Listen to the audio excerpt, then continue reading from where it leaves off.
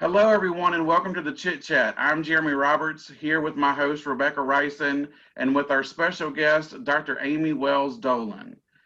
Dr. Amy Wells Dolan is the Associate Dean of the School of Education and Professor in Higher Education here at the University of Mississippi. Her background includes academic administration, student affairs administration, and fundraising. Her research focuses on the history of higher education in the South. She is deeply involved in the development and implementation of the Carnegie Project on the Education Doctorate, the CPED doctoral program, with an emphasis in higher education, as well as the larger CPED initiative in the School of Education here at the University of Mississippi. Her recent publications reflect these interests and have appeared in the International Journal, Higher Education Teaching and Learning, Higher Education Handbook of Theory and Research, Today's College Students, a Reader, and Expanding the Donor Base in Higher Education. Dr. Amy Wells Dolan, welcome to the Chit Chat. Thank you so much. We are so glad that you are here. So if you could tell us about yourself and how you got started in higher education.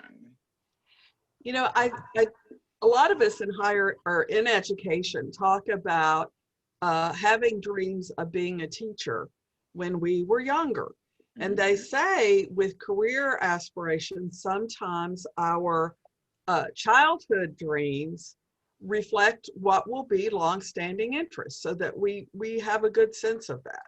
And so I remember lining up every doll that I had in the house, every doll that my brother had, and even my brother, and tried to teach them, so it's funny because I had workbooks for elementary schools, but obviously I had college in my subconscious because I put them on the steps in our house going downstairs, more lecture style. And so I guess I was ready.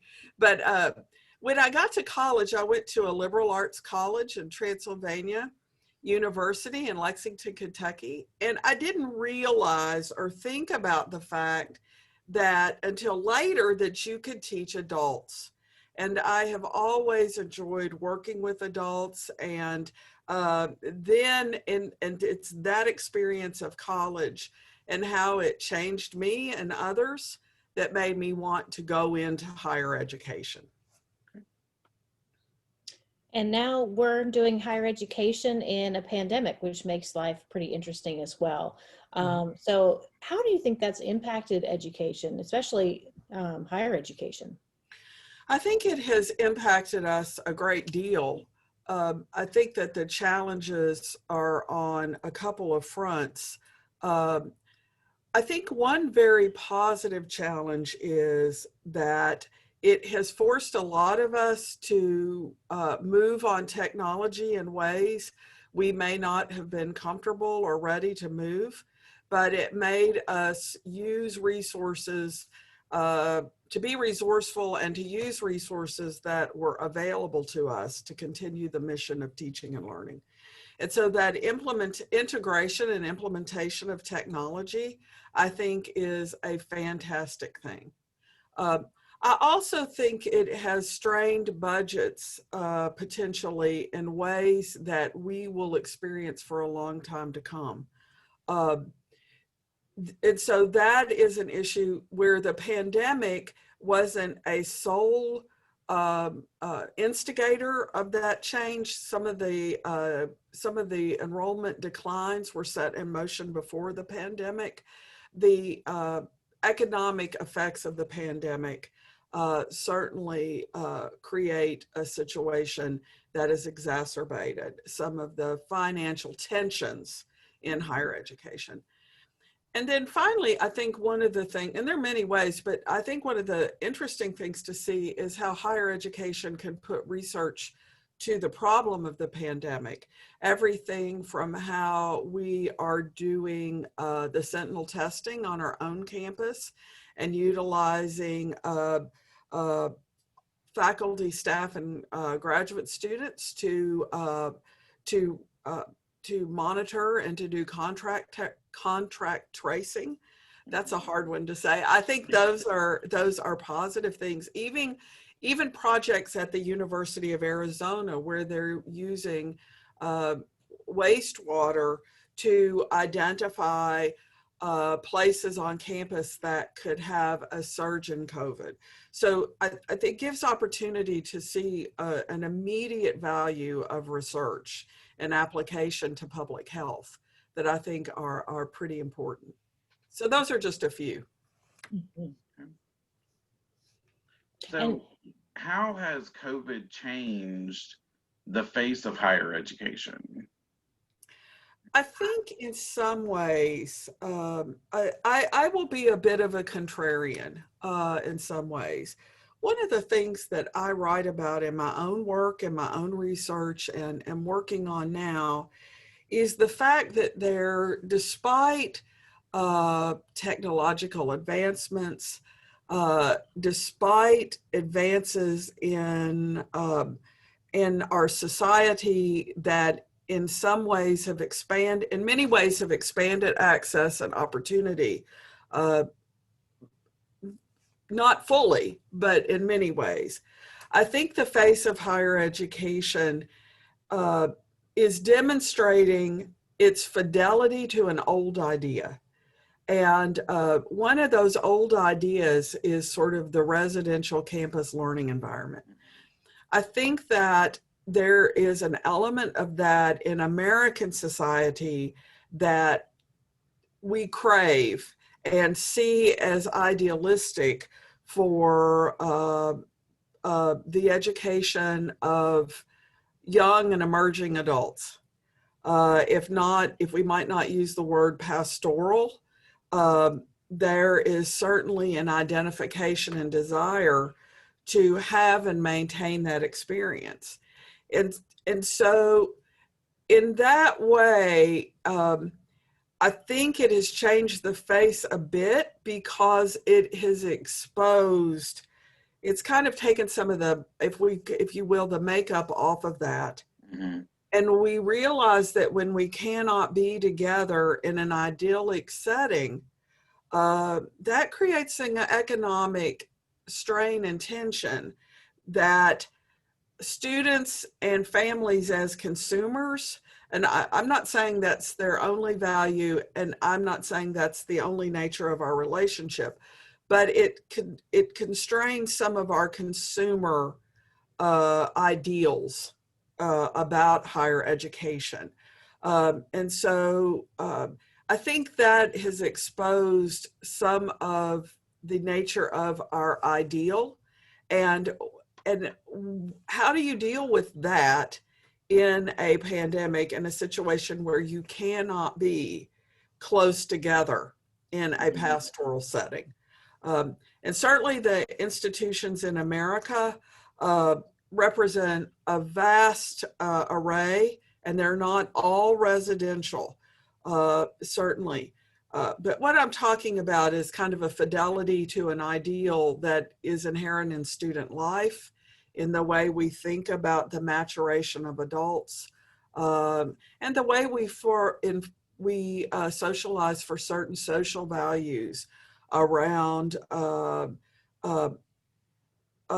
our American ideals, good and bad. Mhm. And you are, I'm sure, busy all the time, pre-COVID and post-COVID, and in the middle of all this pandemic.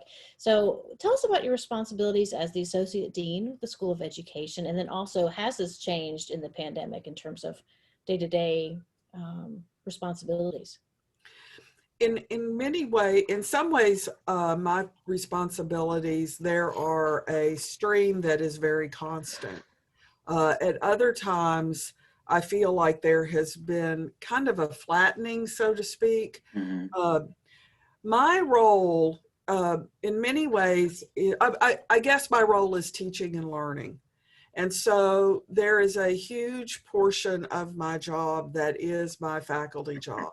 Sometimes I feel like I go home, I do my administrative job in the daytime, sprinkled with teaching and learning, and then at night, I do teaching and learning sprinkled with administration. It's sort of a flip. Obviously, when you're tired, stressed, strung out, it's harder to generate the emotional, intellectual, and just attention getting bandwidth that you need to do to kind of invert your day and to flip it like that. So I would call, and I do call this, my responsibilities in the School of Education are to support our students and our faculty. My goal and my work as Associate Dean is to see that students and faculty have what they need. And Jeremy and Rebekah, if you talked with me, if in an interview, I would probably say something like, and often say, I will probably not be able to, or we will probably not be able to provide you with all you want, but it's my job to get you what you need to be productive and to move forward. Because if you're not productive or feel like you can progress, it makes it a challenge for you. So you're not as happy and content. And then we can't keep you as a student or as a faculty or staff member. Yeah. Now, in the pandemic, it's interesting because I do report to the dean as associate dean. We have a lot, not a lot, we're pretty slim. We have an assistant dean for student advising and field experience, Dr. Whitney Webb. And so their shop works on undergraduate advising and field experience. And so they have continued full steam. And then we have a director of assessment, Dr. Ann Monroe, who has continued her roles. The bigger challenge, of course, in focusing on teaching and learning is that I work with our department chairs to make sure that their students and faculty are being served. So communicating with them, it's really hard at first to figure out how to communicate by Zoom when you cannot read people's expressions or fully get their tone or even renew your relationship or crack a joke in the same way. So it was a big adjustment for me at first. I felt a lot of stress handling that part of it. But my job is around curriculum and support of the tenure and promotion process. I do a lot to support our student awards ceremony and our student recognition, our faculty awards and recognition. I stand in for the dean as he needs me to. We certainly haven't been going as many places. So that's been curtailed a bit. So, you know, when you're Zoom, you don't have to be there as much in person. So those are some of my jobs. Okay. So speaking about mentoring students, we've heard a lot of people pay a lot of compliments to your work in that area. So what is your personal philosophy of mentorship? First of all, I'm really honored that you've heard that.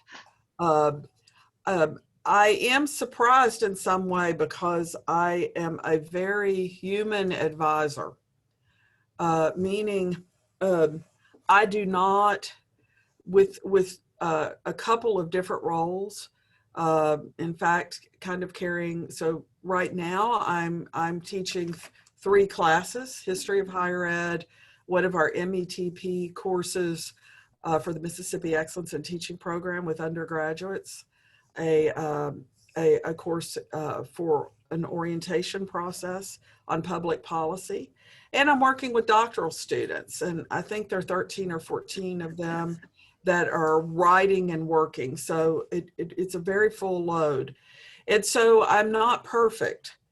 And I think one of my philosophies is that if you can accept me as human, I certainly can accept you as human, knowing that as adult learners, life comes up.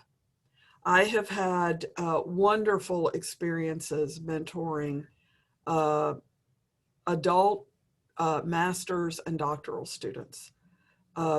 They challenge me, they humble me, they teach me things.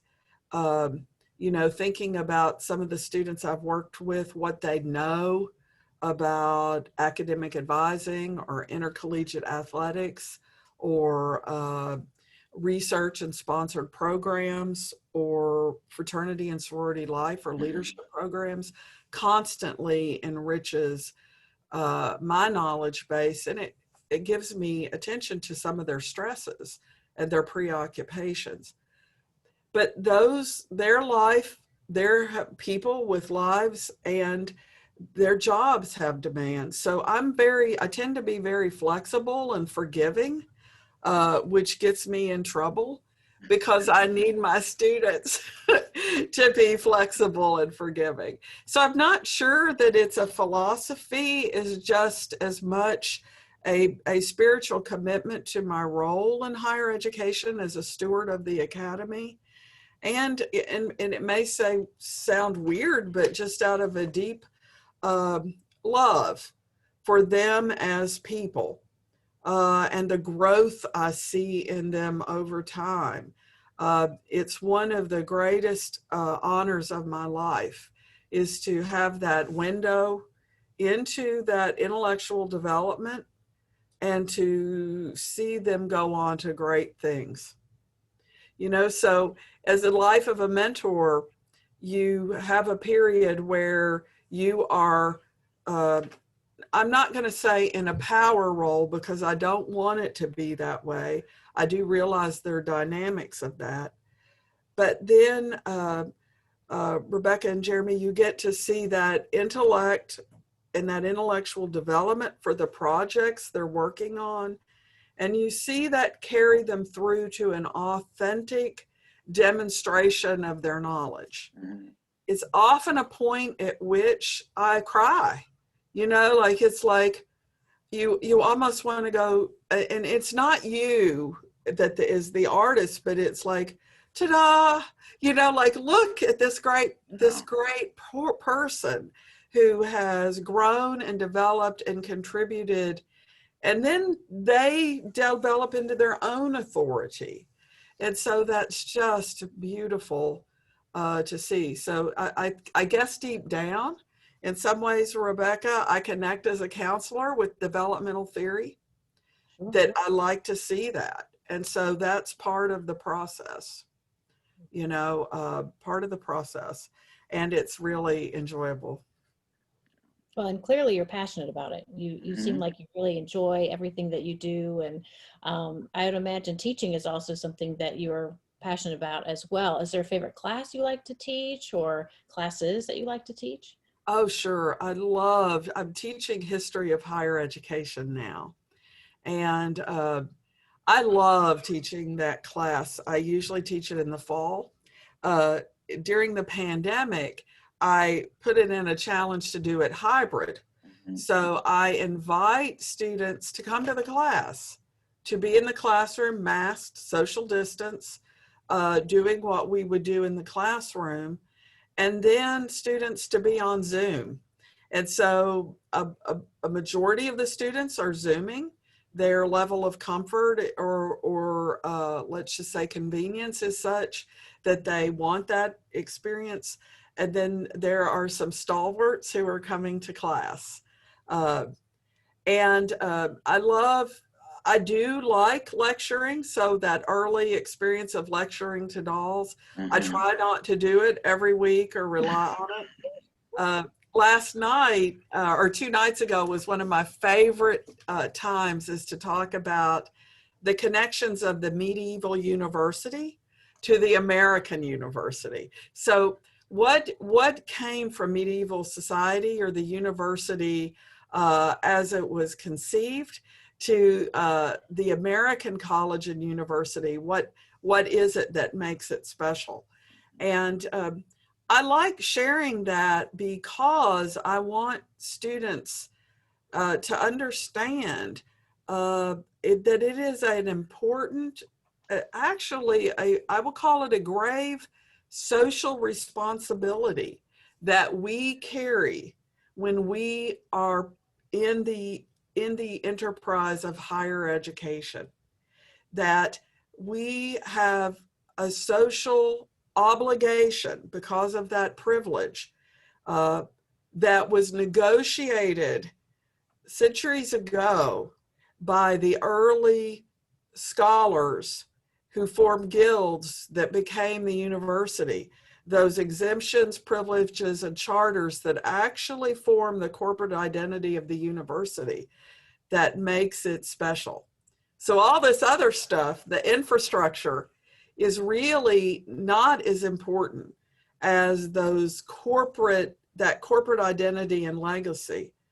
And I'd like to tell students that there are 3 professions that wear a gown. And those are, if you think of it, ministers, judges, and professors. And so there is this deep abiding responsibility for society that is so important. And so I like to try to give students in that class a sense of that social responsibility. I don't know the extent to which I succeed, but I want people to understand that. It means that in the end, we have to use our power for good and not evil. And that's really significant.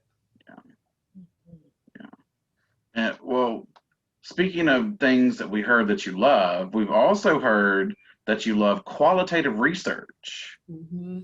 So what draws you to this type of research? And are there any particular studies that you have enjoyed working on or that you're currently working on that are in this realm of qualitative research?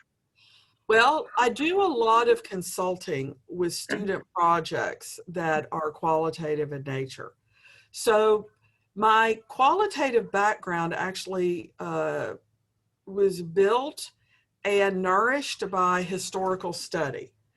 So in history, we use documents as the cornerstone of research, historical documents. And they could be everything from a piece of paper, obviously, to a film in an earlier or more recent time to another kind of artifact.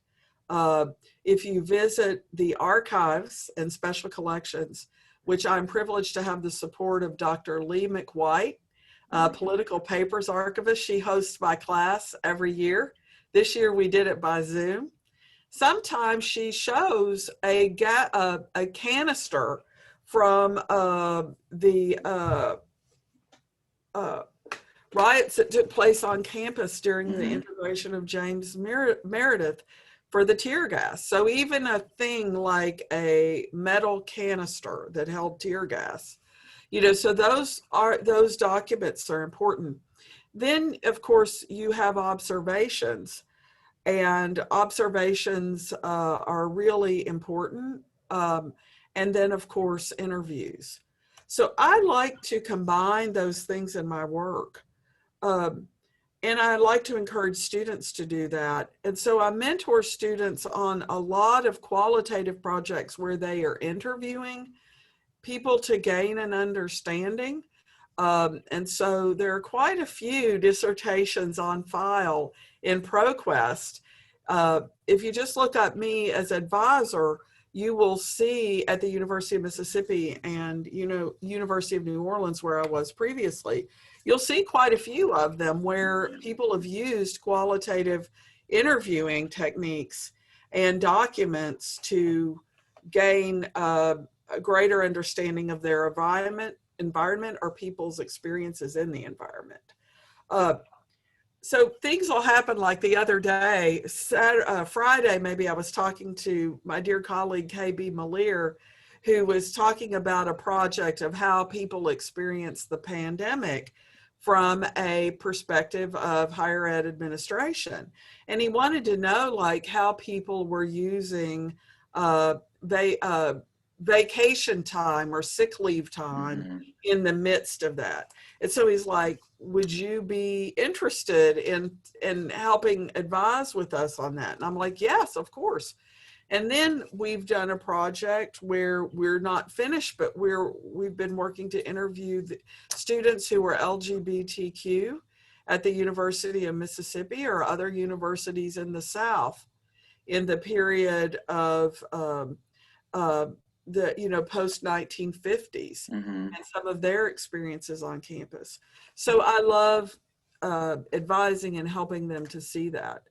But I just want to add things like, one of my favorite pieces I've written that I'm going to share with a doctoral seminar soon has to do with a project I was trying to better understand the integration of New Orleans school districts and what happened in St. Bernard Parish in Louisiana back when I was a professor there. And I was actually teaching a class there when we were off campus. So we're off campus at UNO and we're going into the school setting to teach a group of teachers at St. Bernard Parish. So as you walk into the school, I started seeing what you see in many schools, a giant composite class portrait of all the individual students at the school. And, that becomes a time capsule of the visual depiction of integration. And so, it'll start out many white faces. Then you start getting to periods where you'll see a very few faces of color. And then you go into the situation where there were all male faces. And I was like, what is going on? How could there be all males at a public high school in the 70s and 80s? And so those are the kinds of documents or experiences and observations that I like to have students make to start asking questions about what happened here and how do you explain it. So those are things I like to do. I wish I had more students that were interested in how to incorporate those kinds of observations in their work of historical documents, as a lot of folks are very interested in interview collection, which I understand and value and appreciate. But I really enjoy the puzzles that documents bring. Well, and so in terms of also just think about all the different roles that you have and the things that you do and so many people that you help. I know sometimes you may interact with, on occasion, probation students. That's kind of what Jeremy and I specialize in academic support. And do you have any advice for like this particular group of students, probation students, or just kind of undergraduates in general, like college adjustment, things like that? I think that one of the things that can be intimidating are the social expectations around the college experience. In fact, I used to work in orientation with academic orientation course as a secondary assignment and parent fundraising at the University of Kentucky. And we had the chancellor speak at our fall orientation. And every year that chancellor would say, "These are the best years of your life." And one year we pulled him aside and we said, you might not say that, right? Think about that, some of the expectation that reinforces or sets up. The thing about the college experience that is different than other experiences is that privilege we have. And part of the privilege is a time of exemption from social pressures and some adult responsibilities. I know that there are students who come with full adult responsibilities, absolutely full plates. But the college experience allows for a period of reflection reflection, I have found, is extremely valuable for learning. But reflection, as you know, is in counseling, is not always pain-free. Exactly. So I would encourage students to recognize that regardless of their experience, there is a social pressure to pretend that everything is all right, and that it's the greatest time, when it is not that way always on the ground. And it is okay when it's not. And actually, in some ways, it might be better if it's not, because it may mean you've hit a barrier or a place where growth and development is possible because your reflection is telling you, or something is showing you, this pattern of behavior or the way I've been thinking about this doesn't work now. I think many students experience that on the academic side, where they realize they got through high school fairly okay without a lot of deep study. And some of the patterns of study we learn in high school aren't as effective in college. And so you may find quickly that those patterns wear thin, and it may cause trouble with your grade point average. And so that's why I want students to recognize that the imperfection is often a place of growth, and would encourage them to use their resources available to them. There are so many. I think one of the things about the University of Mississippi that is most special is the level of individual care that staff and faculty have for students. Mm-hmm. Even despite different politics, different backgrounds, different ethnicities, there is this basic level of regard that can be utilized to one's benefit. So take heart that this period of reflection can be, and maybe a barrier or something that says, okay, I have to change course. It can be a gift, because some people don't get to that until way down the road. Mm-hmm. But I think a life well lived is going to require some of those periods of reflection or being stopped or being diverted. And that it's those periods that are of our greatest challenge that create the greatest rewards. I'll stop my lecture with that, but I think there is also a pressure or a temptation in student affairs and in administration to highlight students where it seems like everything has been swimmingly good, or we recruit the student leaders who did not have some of those stumbling places.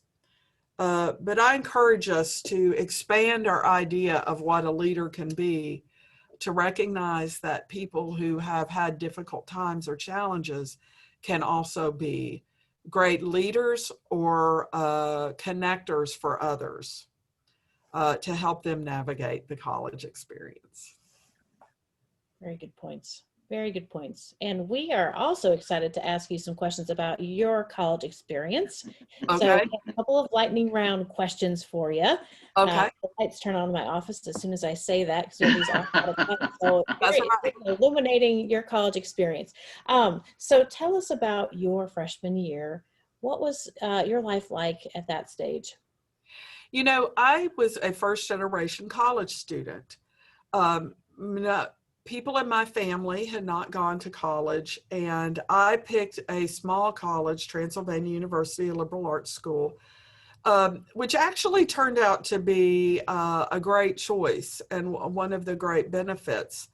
But I didn't completely feel that my freshman year. I found myself enjoying it, but not enjoying it fully.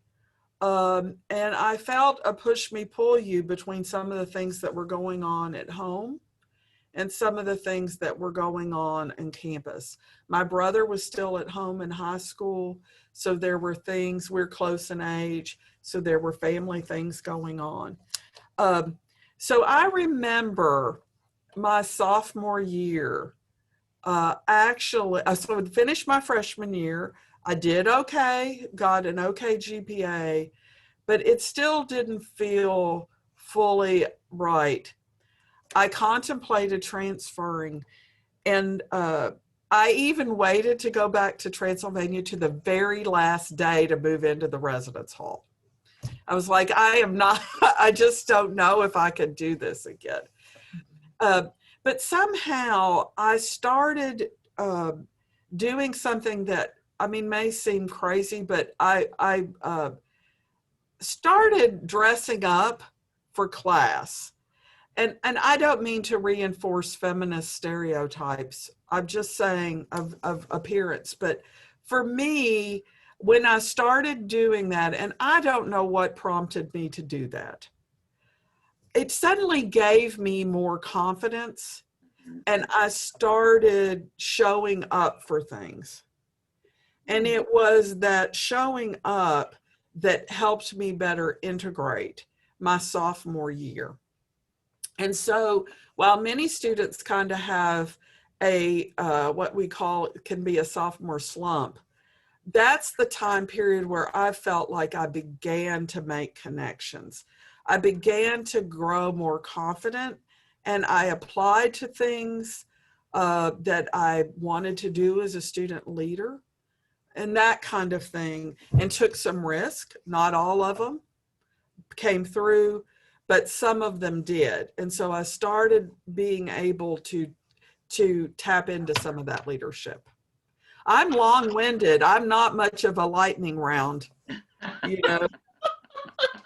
Well, that's so good to know, because I think, sometimes students do have kind of a picture that things are going to be, perfect. And that's just kind of a natural process, because our society is amped up about college, and college is a fantastic experience. But I think it's helpful to know too that sometimes there are some ups and downs, and life happens no matter what stage of development a person is in. Yeah. Yeah. And one of the things I remember being on financial aid's work study my freshman year. And I had a lot of hours. And, I came from a small county where you knew people in Kentucky. People knew me. They knew my family. They knew resources. It wasn't as big a transition as to when you get in the college environment. And I saw people with a lot of disposable income. And that was like shocking to me. The juxtaposition of that. I began to realize a difference my freshman year. And I think that really hit me. Then the fraternity sorority recruitment stuff and all of that.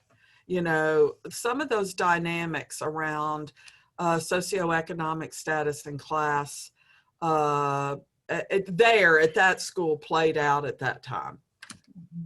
Yeah.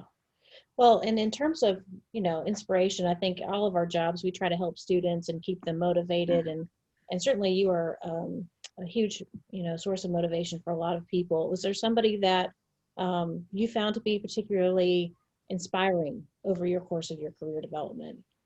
I've had so many people that have been so inspiring.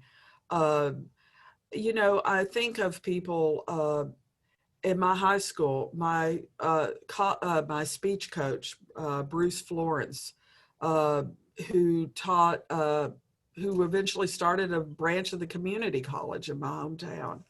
I think of the student affairs folks at Transylvania University. They became my dearest friends. The nurse we had a nurse on campus. We didn't have a health center. We had a nurse, and Pat Parks was her name, is her name, and Kathy Howell, who worked in the Office of Residence Life. And then the directors and folks in student activities, dean of students, that's what showed me that you could work in higher education. And then a woman in the dean's office, Marion Millay, all of them got me to that point. The folks at Kent State were so supportive, where I went for my master's degree and worked in student affairs.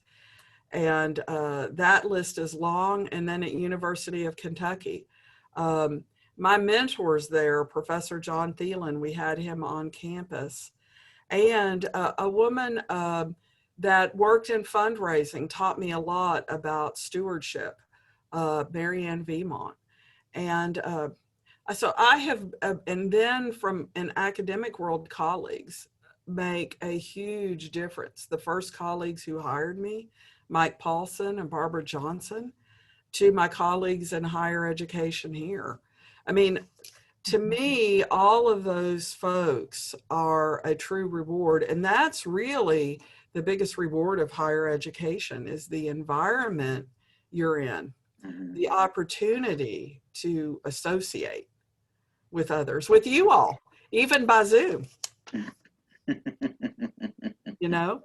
Yeah. Yeah.